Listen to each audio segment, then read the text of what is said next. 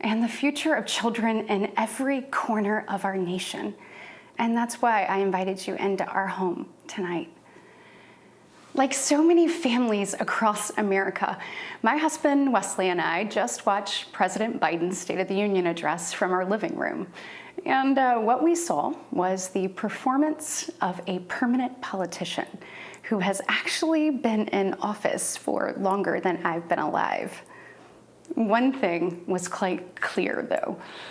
President Biden just doesn't get it. He's out of touch.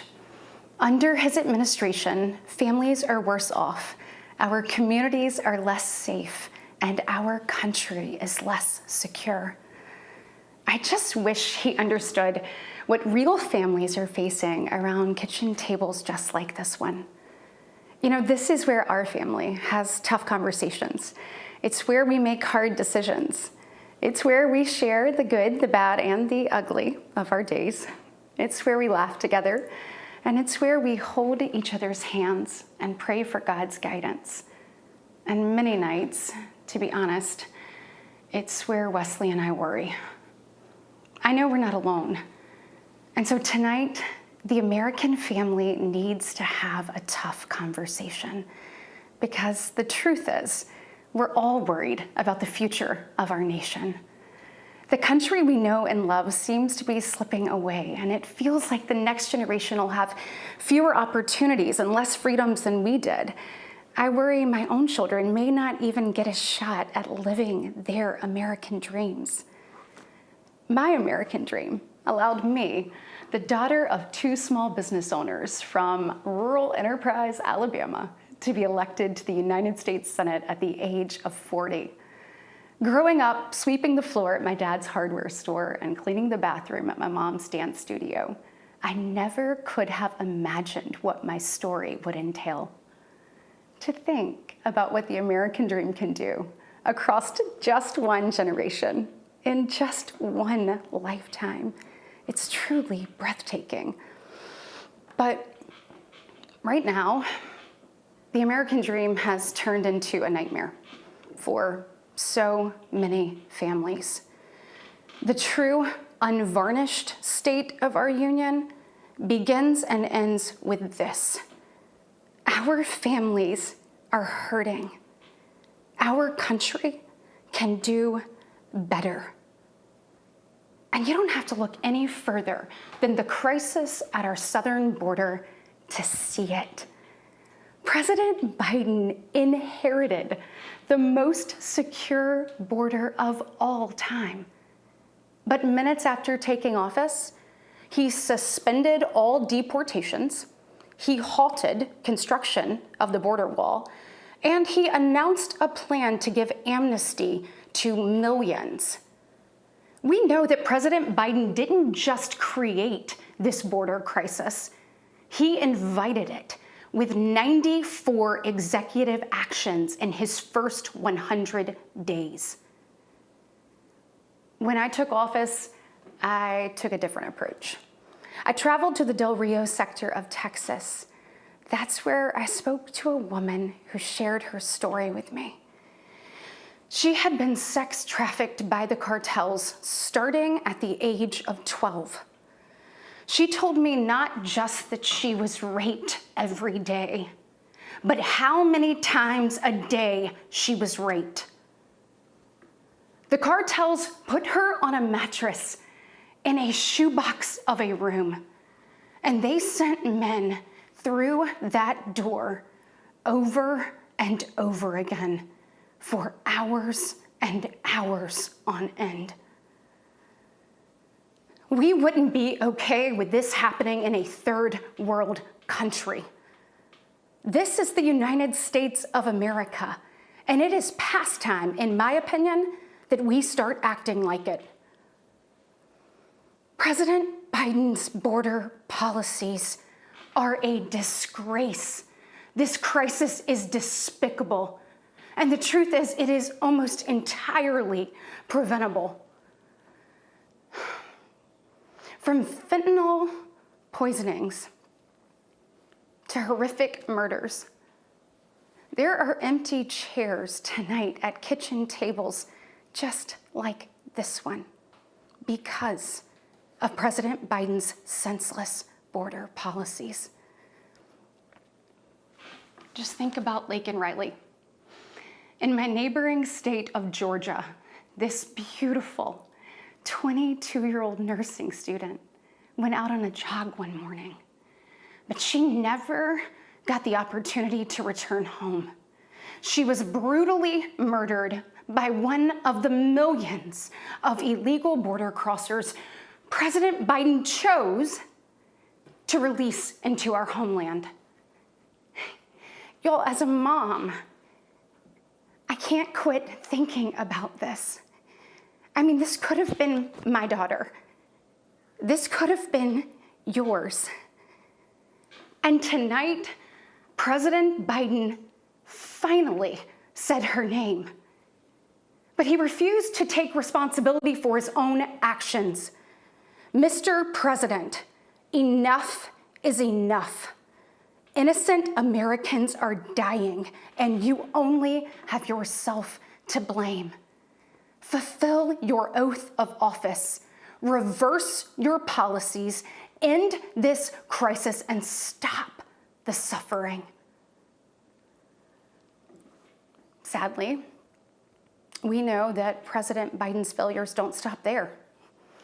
His reckless spending dug our economy into a hole and sent the cost of living through the roof. We have the worst inflation in 40 years and the highest credit card debt in our nation's history. Let that sink in. Hardworking families are struggling to make ends meet today. And with soaring mortgage rates and sky-high childcare costs, they're also struggling to how to plan for tomorrow. The American people are scraping by, while President Biden proudly proclaims that Bidenomics is working.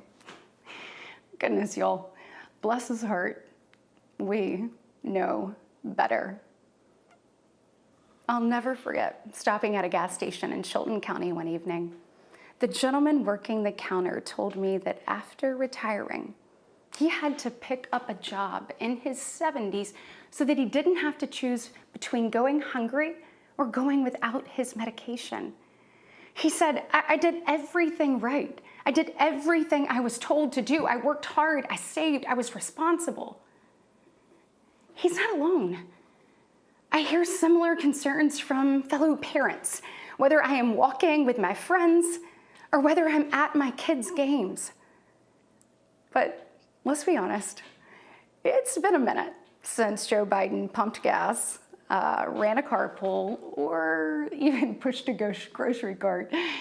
Meanwhile, the rest of us see our dollar and we know it doesn't go as far. We see it every day. And despite what he tells you, our communities are not safer. For years, the left has coddled criminals and defunded the police, all while letting repeat offenders walk free. The result is tragic, but foreseeable. From our small towns to America's most iconic city streets, life is getting more and more dangerous. And unfortunately, President Biden's weakness isn't just hurting families here at home.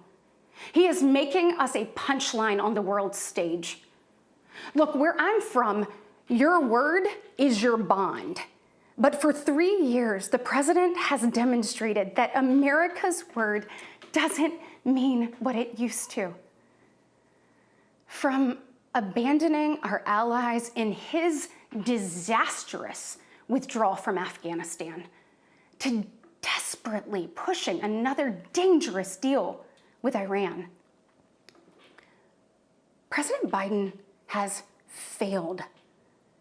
We've become a nation in retreat, and the enemies of freedom, they see an opportunity.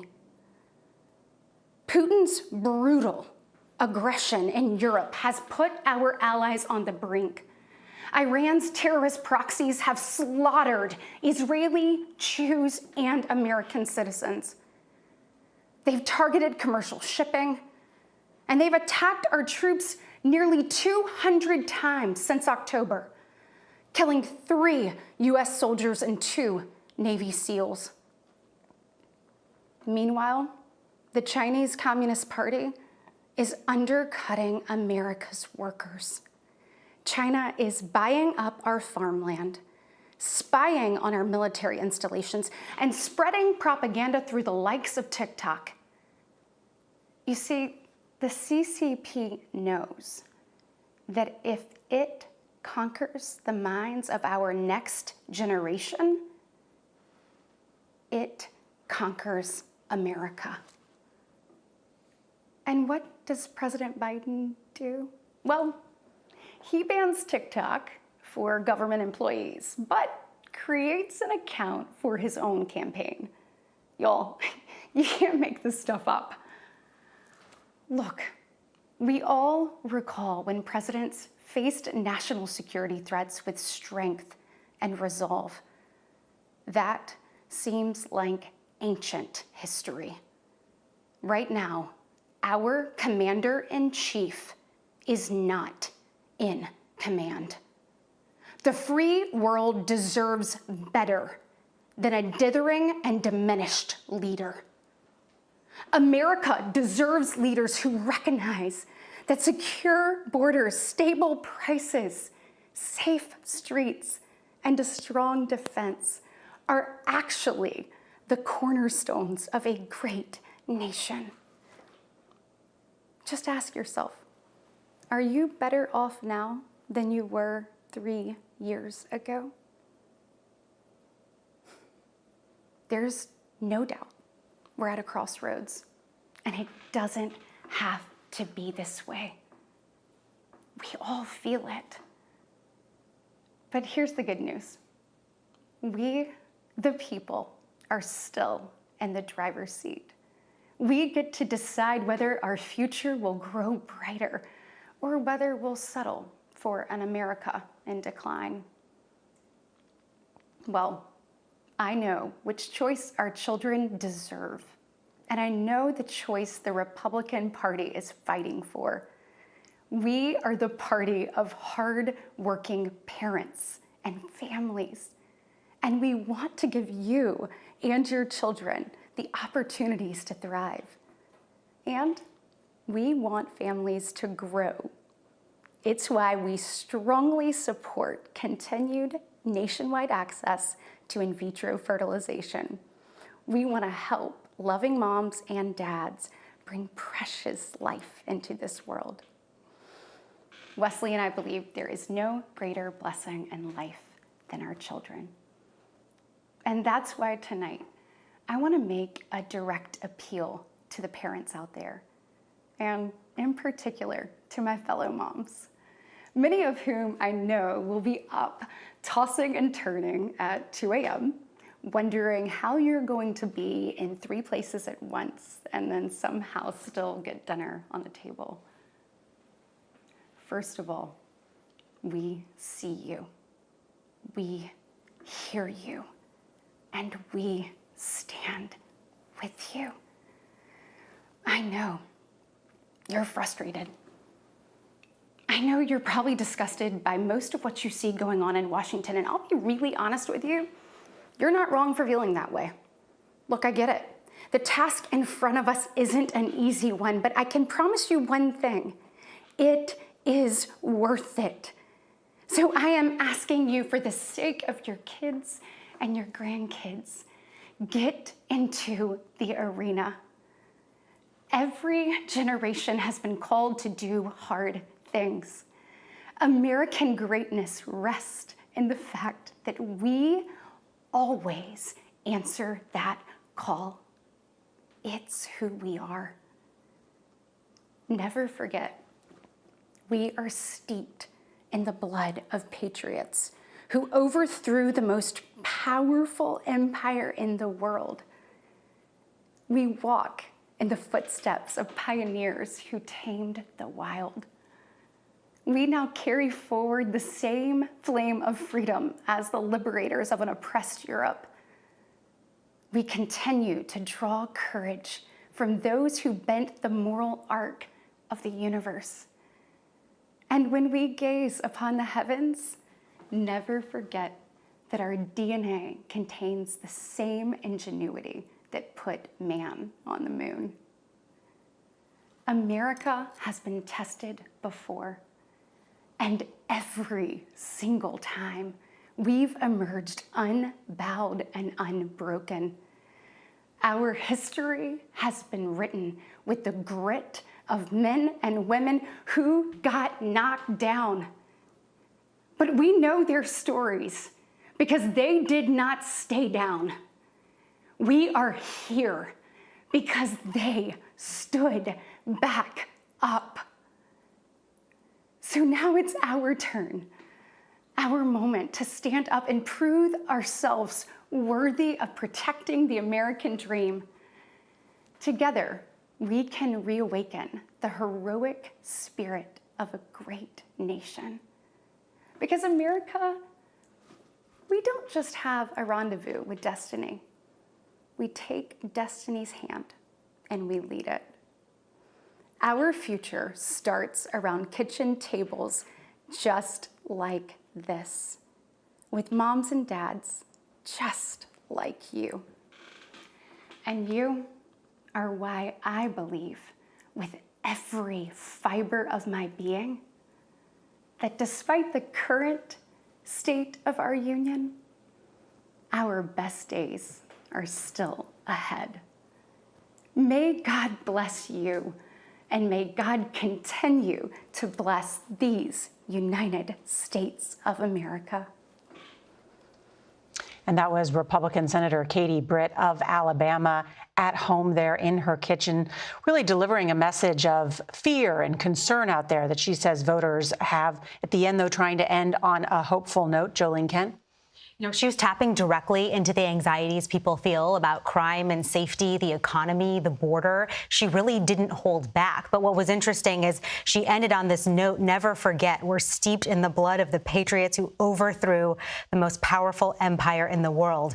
And then right after that, she pivoted and said, best days are still ahead. It was an interesting contrast. She drew that repeatedly through the speech. She did not mention Donald Trump at all. She never mentioned the leader of her party. She had a lot to say about Joe Biden, really nothing to say about Donald Trump, the man who is running to beat Joe Biden in November. What she really represents for the Republican Party is the women, the younger voters, perhaps more moderate wing of the party, that they need to bring back into the fold if Donald Trump is going to have any chance of being victorious in November. And from the state of Alabama, she specifically referenced that decision to codify protections for IVF, which 2 weeks ago were just shut down by the courts there. I mean, she was chosen and made that very clear. She, as I understand it, actually helped to explain IVF to some of her fellow Republican senators in private meetings in the wake of that court decision. She's known for being a substantive person on the issues. Which is needed because I understand and House Speaker Mike Johnson today called IVF a new technology, even though that it has been around for decades. So having her perspective certainly helps the Republican Party. She is also the third woman who has been chosen in a row to respond to the president of the United States. The Republican Party choosing women to respond to the president. Women are the majority of voters in America, and there is still a gender gap. There is a gender gap, and when I talk to Senate Republicans, many of them say privately they would love for Senator Britt to be the face of the party. But privately and publicly, Republicans acknowledge the face of the party is former President Donald Trump, someone who was on his social media account tonight defending his conduct on January 6th, and in just a few weeks is going to be sitting in a courtroom in New York about in a criminal trial about hush money payments to a porn star. That is the likely Republican nominee. Britt is someone they are elevating tonight, but they are behind Trump wholesale in the GOP. It was a State of the Union address and a response, but also tonight, clearly, the kickoff of the 2024 presidential campaign. We'll be right back.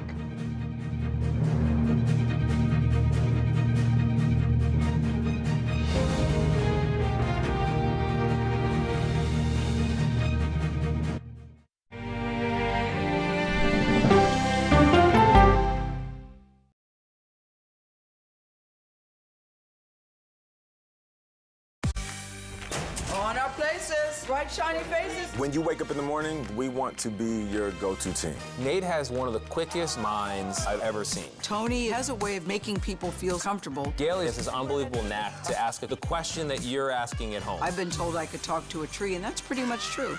I don't go to work in the morning. I